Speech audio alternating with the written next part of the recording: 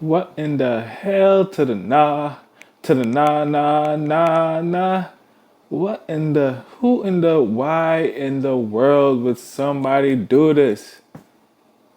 Those aren't nails, those are talons. Those things belong on an eagle. Why are they on a human? Not one of those nails looked the same in shape, size, dimension, coloring, nothing. Man, talk about whoo. Why would you even come outside like that?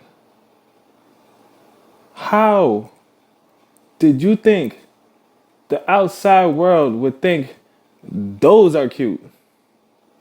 I'm like, what are those?